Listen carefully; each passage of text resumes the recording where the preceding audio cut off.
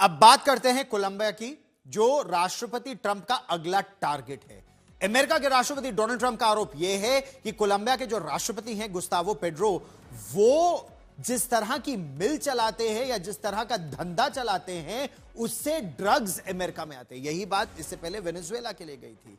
अच्छा, उनकी धमकी के बाद कोलंबिया के राष्ट्रपति ने लैटिन अमेरिका के सभी देशों को एकजुट होकर अमेरिका के खिलाफ खड़ा होने का आह्वान किया है, क्योंकि उनका कहना यह है कि पहले वेनेजुएला, उसके बाद कोलंबिया और एक एक कर अमेरिका सभी देशों को दबाएगा अगर अमेरिका के खिलाफ या उसके साम्राज्यवाद के खिलाफ दुनिया एकजुट नहीं हुई तो।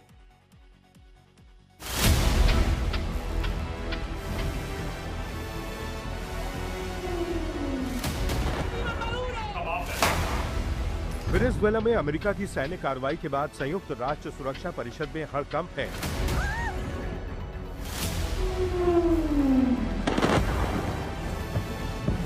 कोलंबिया और रूस की मांग पर यूएनएससी की आपात बैठक बुलाई गई है, जहां सवाल उठ रहा है कि क्या अमेरिका ने अंतर्राष्ट्रीय कानून तोड़ा। शनिवार रात अमेरिका ने यह ऑपरेशन कर वेनेजुएला के राष्ट्रपति निकोलस मादुरो और उनकी पत्नी को हिरासत में लिया था। वेनेजुएला के बाद अब ट्रंप का लहजा कोलंबिया को लेकर भी सख्त हो गया है। ट्रंप ऑपरेशन कोलंबिया की बात सुनकर खुश हो रहे हैं।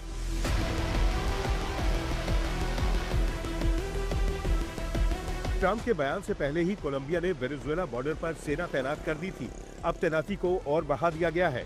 दूसरी तरफ कोलंबिया के राष्ट्रपति गुस्तावो पेट्रो ने पूरे लैटिन अमेरिका के देशों को अमेरिकी हमले के खिलाफ एकजुट होने को कहा है।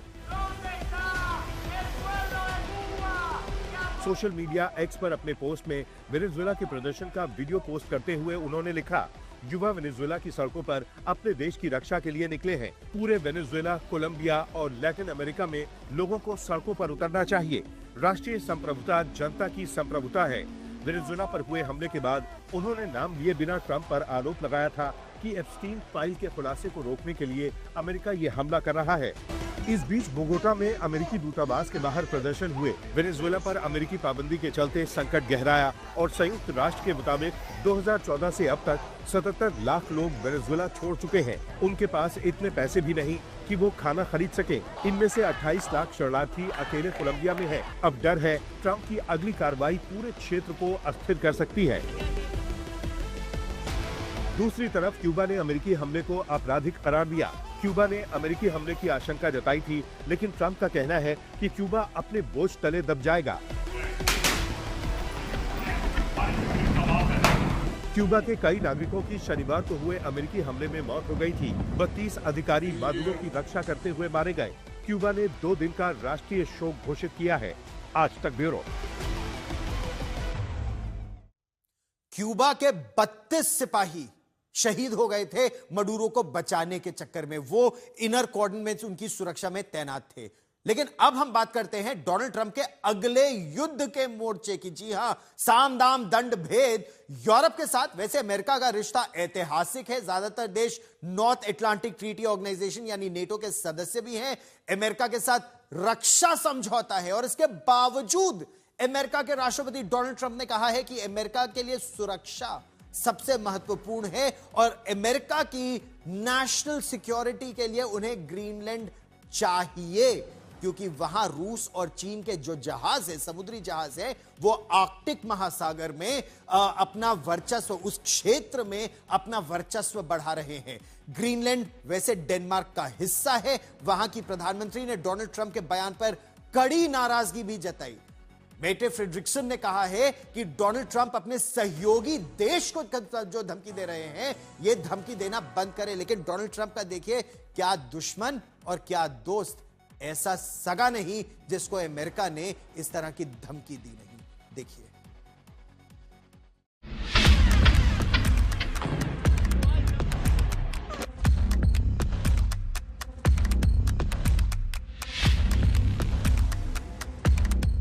वेनेजुएला में सीधी सैन्य कार्रवाई के बाद ट्रंप दुश्मन ही नहीं, दोस्तों से भी दादागिरी करते नजर आ रहे हैं। ट्रंप सिर्फ विरोधियों को ही नहीं, सहयोगियों को भी खुली चेतावनी देने लगे हैं। ग्रीनलैंड दरअसल डेनमार्क का स्वायत्त क्षेत्र है और नाटो का हिस्सा है, लेकिन अब ट्रंप उसे किसी भी तरह हासिल करने की धमकी दे रहे हैं। विवाद तब और गहरा गया जब ट्रंप के deputy chief of staff Stephen Miller की पत्नी केटी मिलर ने सोशल मीडिया पर अमेरिकी झंडे में रंगा ग्रीनलैंड का ये नक्शा पोस्ट किया। पोस्ट में अंग्रेजी में लिखा सून। ये एक शब्द यूरोप में खतरे की घंटी बजाने के लिए काफी था। ट्रंप के बयान का डेनमार्क की प्रधानमंत्री मेटे फ्रेडरिक्सन ने दो टूक जवाब दिया। उन्होंने लिखा, अमेरिका के लिए ग्रीनलैंड पर कब्जा करने की किसी भी जरूरत की बात करना बिल्कुल बेवकूफी है। मैं अमेरिका से जोरदार अपील करती हूं कि वो ऐतिहासिक रूप से करीबी सहयोगी और एक ऐसे देश और लोगों के खिलाफ अपनी धमकियां बंद करे जिन्होंने बहुत साफ साफ कहा है कि वो बिकने वाले नहीं हैं। ग्रीनलैंड के प्रधानमंत्री जेम्स फ्रेडरिक नील्सन ने भी कहा कि हमारा देश बिक्री के लिए नहीं है। अब सबसे बड़ा सवाल है नाटो का आर्टिकल 5। आर्टिकल 5 के मुताबिक किसी एक नाटो सदस्य पर हमला पूरे गठबंधन पर हमला माना जाता है। चूंकि डेनमार्क नाटो का सदस्य है, लिहाजा ग्रीनलैंड पर किसी भी तरह की जबरन कार्रवाई पूरे नाटो को युद्ध में खींच सकती है। इस बीच नॉर्वे के प्रधानमंत्री जोनास गहर स्टोर ने कहा, ग्रीनलैंड डेनमार्क साम्राज्य का अभिन्न अंग है। नॉर्वे डेनमार्क के साथ पूरी एकजुटता में खड़ा है। यूरोप को डर है कि ट्रंप की आक्रामक नीति पूरे पश्चिमी गठबंधन को अंदर से तोड़ सकती है। सवाल यह है कि अगर ट्रंप ने सच में ग्रीनलैंड की ओर कदम बढ़ाया तो क्या नाटो साथ खड़ा होगा या दुनिया से आंखें मूंद लेगा? आज तक ब्यूरो। अच्छा, यह साफ है कि अमेरिका साम दाम दंड भेद हर नीति को अपनाता है। जहां बातचीत के जरिए वहां बातचीत से, जहां पैसा देना है वहां पैसा देकर, और जहां हथियारों का इस्तेमाल करना है या दंड देना है या भेद करना है, जैसा वो अभी दक्षिण अमेरिका में कर रहा है। वेनेजुएला पर कब्जा कर लिया, कोलंबिया और क्यूबा पर करना चाहता है। ईरान में भी उसकी क्या नीति चल रही है, ग्रीनलैंड पर क्या नीति है। लेकिन हम सबसे पहले बात करेंगे भारत की। भारत के साथ वो साम यानी समझाने, बुझाने, धमकाने, इस नीति पर चल रहा है। टैरिफ का दंड की भी बात वो कर रहा है। उसने रूस के साथ भारत में के बीच मतभेद पैदा करने की भी कोशिश कर दी है। ऐसा इसलिए क्योंकि व्यापार समझौते में भारत अमेरिका के आगे नहीं झुका है। अगर भारत के राजदूत ने ऊर्जा को लेकर अमेरिका के सांसदों से बात की, वहां के जो भावी यहां पर एम्बेसडर आने वाले हैं उनसे बात की, तो इसका मतलब क्या है? इसका यह मतलब यह नहीं है कि भारत झुका है। इसका मतलब यह साफ है कि भारत ने कहा है कि भारत 140 करोड़ भारतीयों की ऊर्जा की जरूरतों के लिए बाजार में भारत के लोगों के लिए जो सबसे ज्यादा फायदा है वहां से डील करेगा। चाहे वो रूस से सबसे सस्ता तेल मिले तो रूस से, ईरान, भारत चाहता है ईरान से सस्ता तेल मिले लेकिन अमेरिका ने प्रतिबंध लगाया है। भारत चाहता है वेनेजुएला से मिले लेकिन वहां पर अमेरिका ने प्रतिबंध लगाया है। सऊदी अरेबिया का तेल बहुत महंगा है क्योंकि दुनिया के और देश वहां पर दबाव डाले हुए हैं, तो सस्ता तेल अगर रूस से मिलेगा तो वहीं तो लेंगे।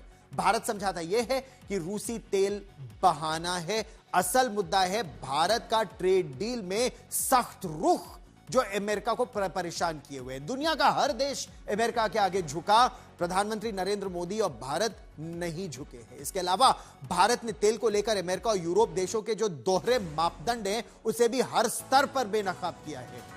यह बात भारत के विदेश मंत्री डॉक्टर जयशंकर भी कह चुके हैं, भारत के प्रधानमंत्री नरेंद्र मोदी भी कह चुके हैं। भारत ने साफ कर दिया है कि व्यापार करना है, दबाव नहीं झेलना है। दबाव में व्यापार नहीं होता। यह बात भारत लगातार कह रहा है कि भारत के लोगों का हित सर्वोपरि है, राष्ट्र हित सर्वोपरि।